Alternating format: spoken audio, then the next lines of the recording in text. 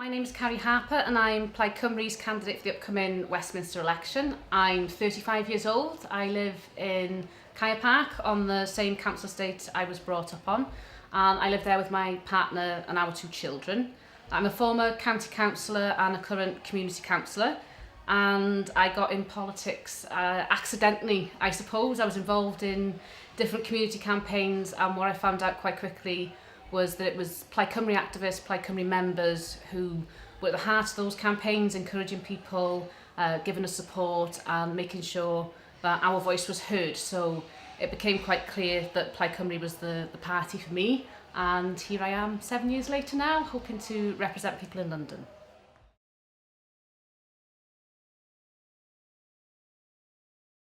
The top local issue definitely, I believe, is the austerity consensus that we're seeing from the London parties. I think that's having a huge impact locally. There's a direct link between austerity and poverty. We've seen the rise in the use of food banks locally in Wrexham. I think the last financial year, 5,500 people locally used food banks. So we're seeing this austerity consensus impact on ordinary people in terms of cuts to services, but also on the most vulnerable in our society as well. I think Wales has lost 1 billion off our economy just in welfare cuts alone. There are a lot of interconnected issues, I think, underneath that I'm sure we'll talk about, but overall that is the biggest issue, and Plaid's committed to putting forward an anti-austerity alliance at this election.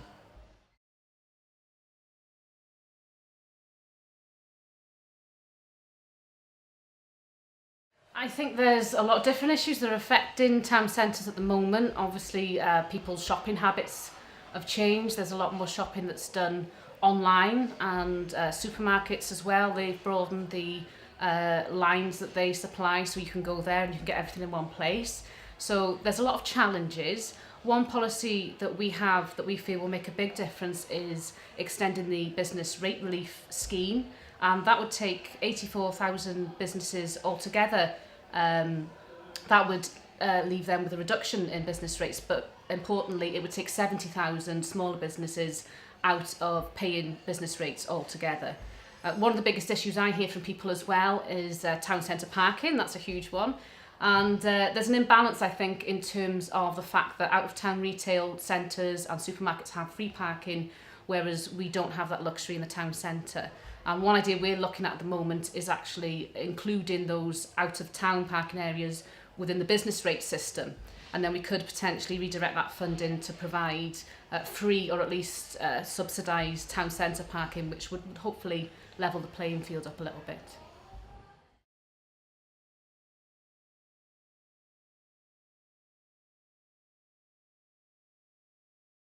I think it is a problem, and I think we're seeing turnout percentages dropping with every successive election as well, so we do need to do more to engage with people. One thing I hear from young people is that they don't feel that they have enough background in politics within the education system, so I think that there needs to be more done to make sure people have got a broad idea of how politics impacts on their lives. A lot of people wouldn't even know, for instance, who their local councillor is. I think we need to engage people earlier, so we lower the voting age to 16, but we don't think that's a magic bullet either. But people can be engaged if it's a big enough issue and if it's presented to them in the right way. We've seen up in Scotland an 85% turnout for the referendum there. So people are clearly interested when they feel they've got a real say in something, and I think we've got to do a lot more work to make sure people feel that they've got that stake in society where they feel their vote's going to make a difference.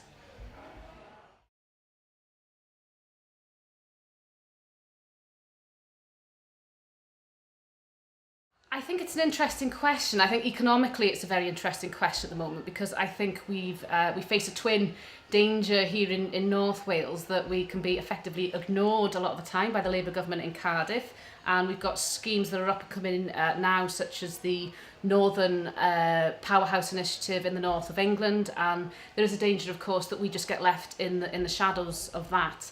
What I would like to see is an economic plan for North Wales that's based around our needs and aspirations here. We're more than just commuter belt. We need to think about how we develop Wrexham as the capital of North Wales. I think there's potential to devolve government, even within Wales actually, in terms of bringing some Welsh Government functions up to North Wales, potentially focusing on Wrexham, and Plaid is due to announce some more details around that idea over this week, but it's vital that North Wales gets the attention it deserves.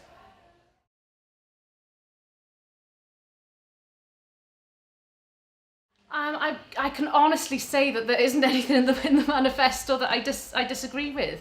I mean, the key messages for us at this election is one of anti-austerity, and we've said from the beginning of the recession that we think the focus should be on sustainable investment rather than major cuts that hit ordinary people, that hit the most vulnerable.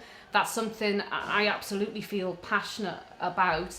I think there is an alternative, and I think that alternative is about tackling things like tax evasion and tax avoidance. It's about scrapping wasteful spending such as Trident, for instance, and we'd like to see a rebalancing of wealth and power across the UK, and we'd also like to see the best deal for Wales, which for us means that we're offered the same deal as Scotland, particularly in terms of funding, which is an additional 1.2 billion every year for us. So there's not a lot really, in there that there is to disagree with from my point of view.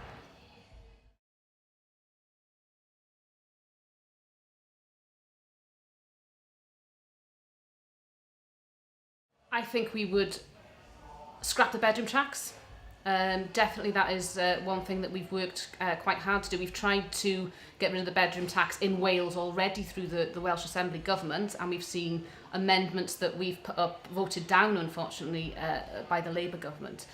We'd also look to implement an economic fairness bill, which would see more of a rebalance of wealth across the UK, which includes Wales but also to the north of England as well, because we live in one of the most unequal societies in Europe at the moment, and I think that would have to be a priority to change that.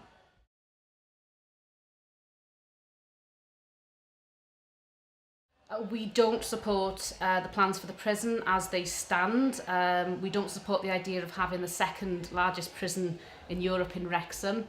There is a need for a prison in North Wales, but that need is for around 700 inmates, not 2,100. And there's a need for a facility that has provision for youth offenders and for women as well. And that's not what's on the table here. This is a prison that will predominantly solve a problem for England. It's not based on any need in Wales, and for that reason we'd oppose it. I'd also make the point that I think there's been a complete lack of scrutiny. I think we've been let down really in terms of these plans. I know the company Lend-Lease made a lot of noise about the amount of local jobs that potentially we would get in Wrexham, and then later we find out that by local they define that within 50 miles of Wrexham, so the actual number that we end up with is likely to be a lot lower.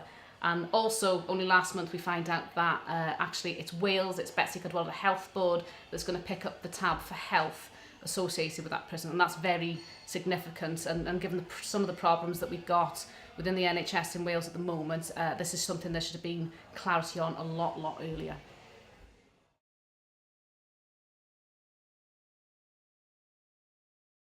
I think we've seen some specific local problems. We've seen the loss of 50 beds at the Myler, and that's coincided with a 15% increase in the amount of patients treated at the Myler as well, and that's been compounded then by the loss of hospital beds in community hospitals in Llangollen and Flint as well. So I think what we're seeing there is some bad forward planning in terms of the health board.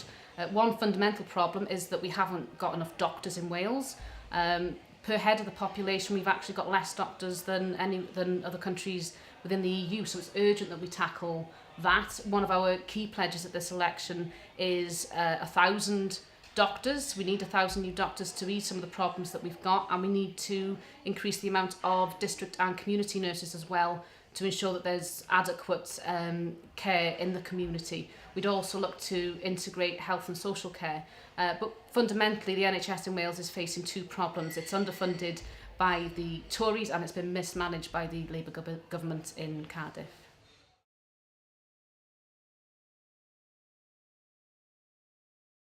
We're opposed to fracking. We've been quite clear about that, and we've done A lot of work within the Welsh Government to put pressure there to see a moratorium implemented. There's a little bit of confusion at the moment in terms of whether or not we've actually got a moratorium, but I think the political direction of travel is quite clear, and I think we will see that happen in Wales. And I think it's a good example of where devolution allows us to go in a different direction. One key point I think I'd make on energy generally in Wales and electricity especially that people might not be aware of is that we actually produce twice as much energy in Wales as we use, yet our electricity bills are on average 5% higher than the rest of the UK, and 30% of our population is living in fuel poverty. So in terms of energy, I think some of the challenges we've got to address, some of the areas we need to look at, are why our communities aren't benefiting from the natural resources that we've already got. And I think in terms of energy, our future lies in renewable energy, and we've got the potential to be self-sustaining. So I don't see any case for fracking in Wales.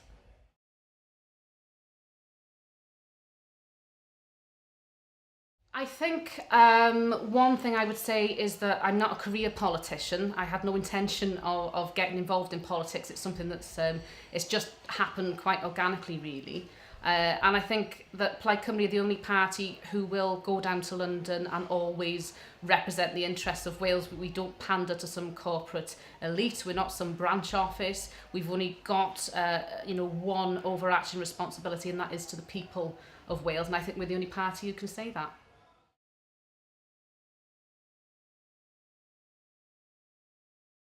I think actually it's interesting to see so many people standing this time, isn't it? And I think that's a reflection that people are looking for alternatives to the main parties. And I think that's a good thing. I think it's a healthy thing. And it's something that I would have liked to have seen happen many years ago. But the fact that they are looking for something different, I think is positive. I think people are fed up with the status quo that they've seen from the main London parties, and hopefully it will add different perspectives into the political mix, which is always a good thing.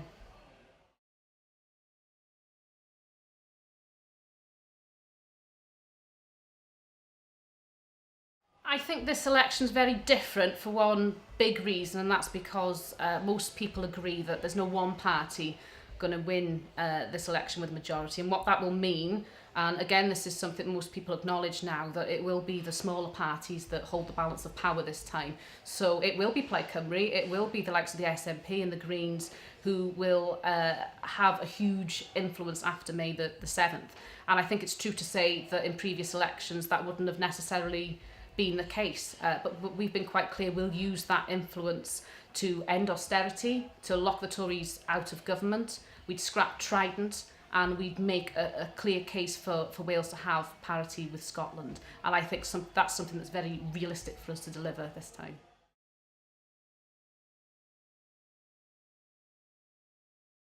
I think the main thing I'd say to the people of Wrexham is we've got a real opportunity this time for once to make sure that Wales, the interests of the people of Wales, are at the top of the agenda. We've seen Leanne Wood have a platform on the TV debates to make that case, and we are sure that we can deliver for Wales at this election. We've got an unprecedented opportunity. It is the smaller parties that will hold the balance of power, so I hope people will support us in that aim, and they'll support Team Wales.